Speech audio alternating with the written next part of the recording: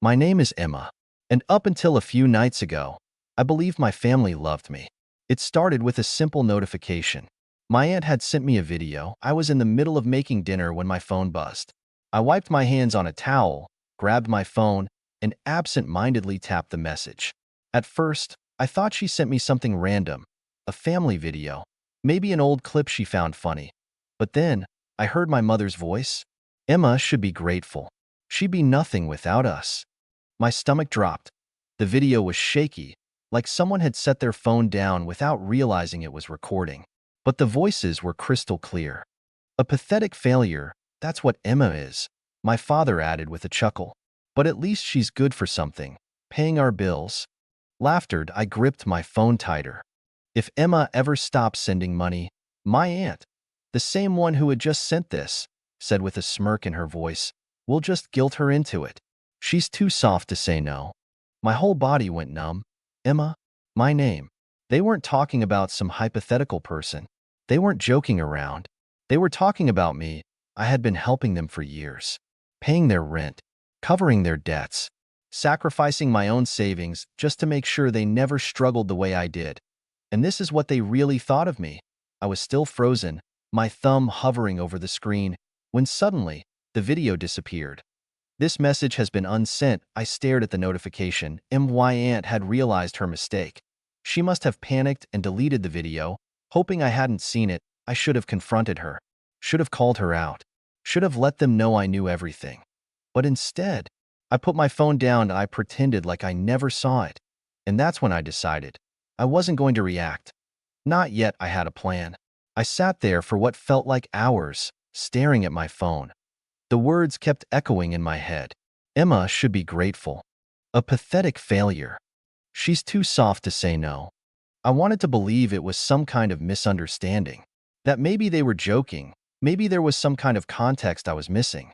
But deep down, I knew better that I knew the truth. They meant every single word. And the worst part? They weren't wrong about one thing. I was too soft to say no. How many times had they guilt me into helping them? How many times had I put my own life on hold just to make sure they had everything they needed? My dad's temporary financial struggles turned into me covering rent for years. My brother's tuition? He never even finished college. My mom's endless emergencies? Always conveniently timed when I had just gotten paid. And I had done it all without hesitation. Because that's what family was supposed to do, right? I had spent years convincing myself that I was doing the right thing, that they appreciated me, that they loved me. But that one video shattered every illusion I had left, and now, they thought they had gotten away with it. My aunt had unsent the message, probably breathing a sigh of relief, thinking I hadn't seen it. Maybe she even reassured everyone. Don't worry, Emma didn't watch it. They thought I was still in the dark. And that was my advantage. I could have texted her right then and there. Could have confronted her, told her I saw everything. But what would that do? They'd just deny it, make excuses, twist the situation to make me feel guilty somehow. Oh. If they thought I was still their naive, obedient little bank account, I'd let them believe it, for now. Because in just a few days, the next payment was due. And this time, things were going to be different. The next morning, I woke up to my usual routine. Except everything felt different. The sun still peeked through my curtains, my coffee still brewed like always. But there was this awareness in the back of my mind. Like I was seeing my life from the outside for the first time. My phone buzzed. A message from my mom. Mom, morning, sweetie. Just checking in. Hope you're doing well. I stared at the message. It was normal. Too normal. She never texted me just to check in. There was always a reason, always a request hidden somewhere. And sure enough, a few minutes later, Mom. Oh, by the way, rent is due soon. Can you send it by Friday? There it was. The same cycle, the same pattern. But this time, I wasn't going to play along. I typed out a response, my fingers hovering over the keyboard. My usual reply would be something like, of course, or no problem. Maybe I'd even apologize for taking too long, just to make sure they never felt inconvenienced. Not this time. That I erased everything and simply replied, me.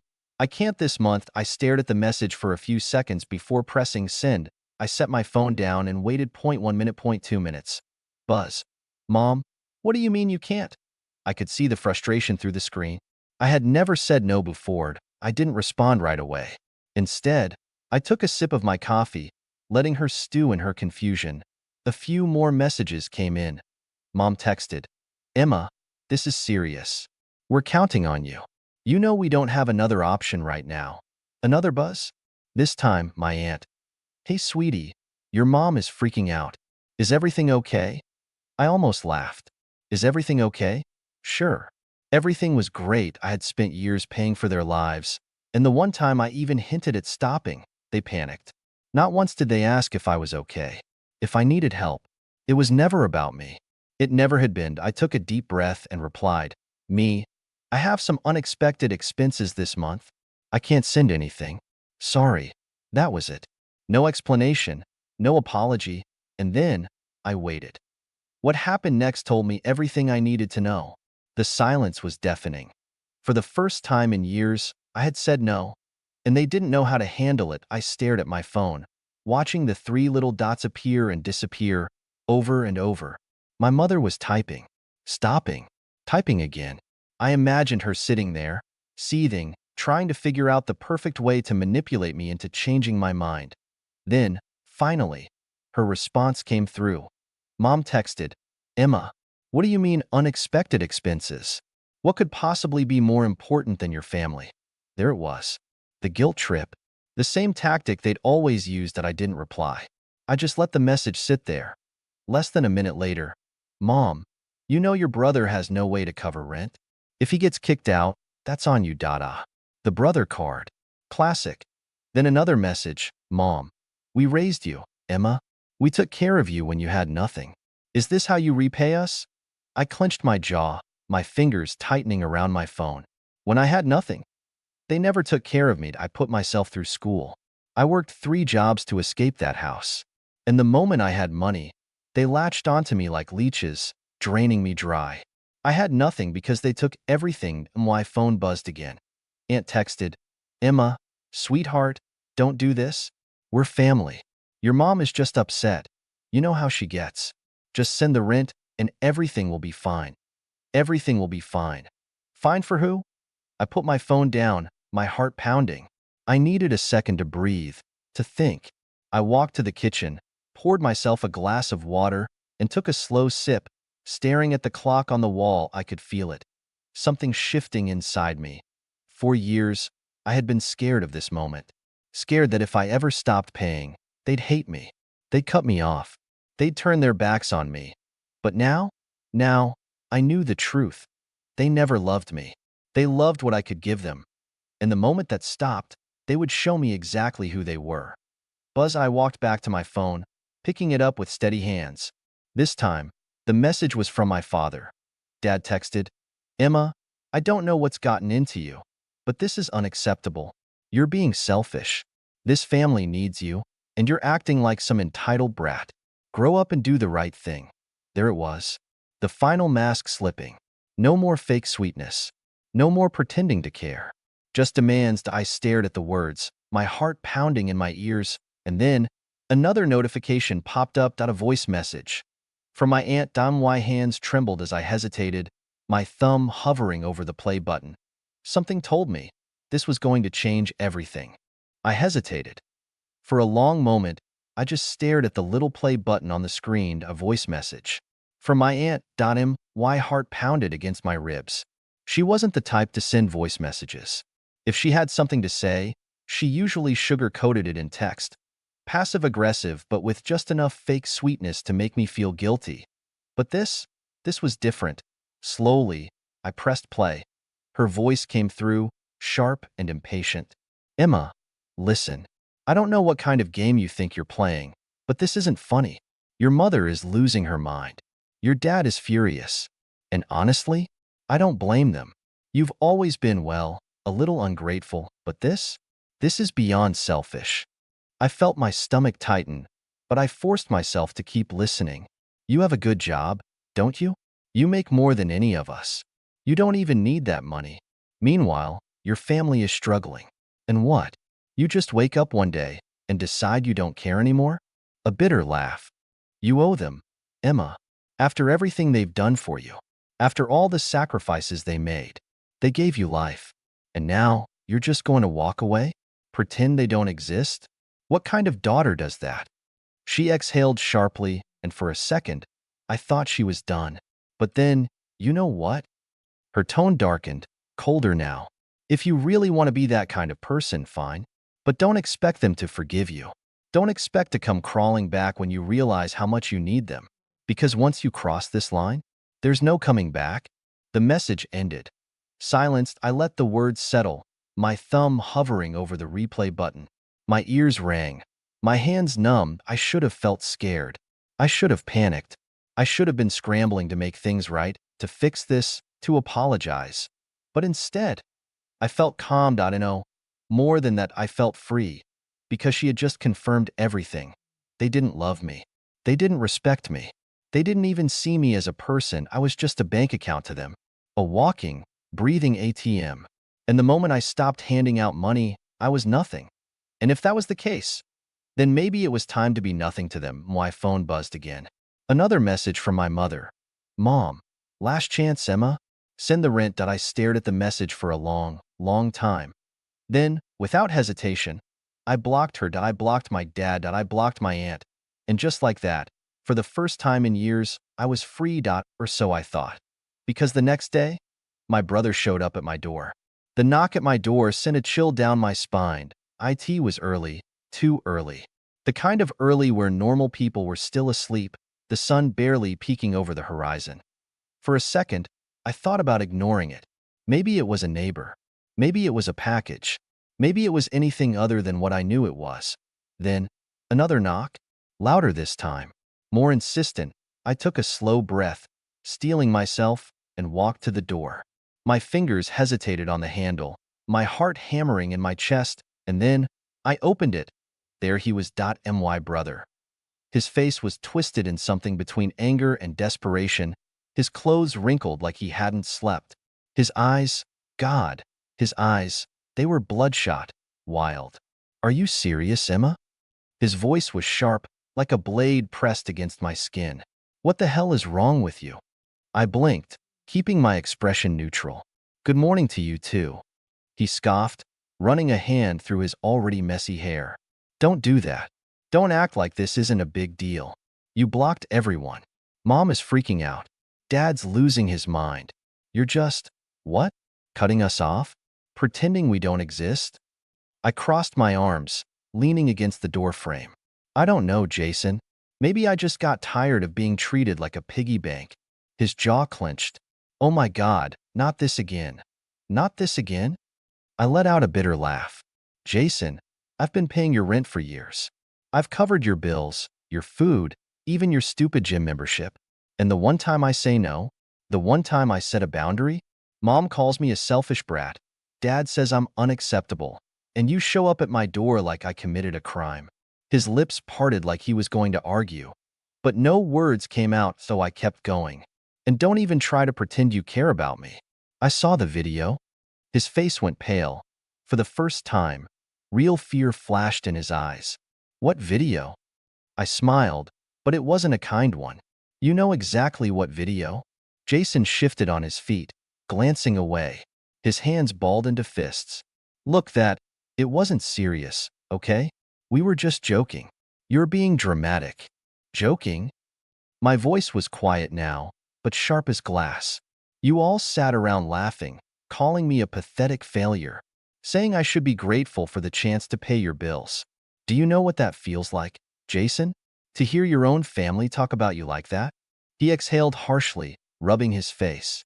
Emma, come on. No. I cut him off. You come on. You want money? Get a job. You want someone to take care of you? Find someone else. Because I'm done. Silenced, he just stood there, staring at me. And for a second, I saw something flicker across his face. Something raw. But it was gone just as quickly. You don't mean that, he muttered. I held his gaze. Yes, I do. Another silence. Then, his expression hardened. His mouth twisted into something ugly. Fine, he spat. You want to be a selfish BTCH? Go ahead. But don't come crawling back when you realize you have no one left. Asterisk, and with that, He turned and walked away and I stood there, watching him go, my chest tight but my spine straight.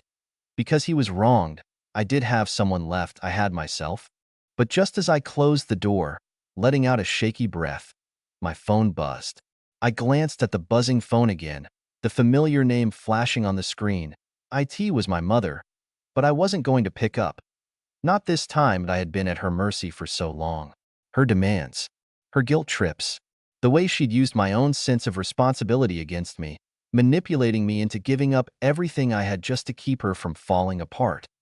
Not anymore. I turned the phone over, face down, and walked away. The truth was, I was done. Done with being the constant source of money, the safety net that kept my family afloat when they couldn't be bothered to make their own way in the world. Done with the lies and the manipulation. They'd never once asked how I was doing.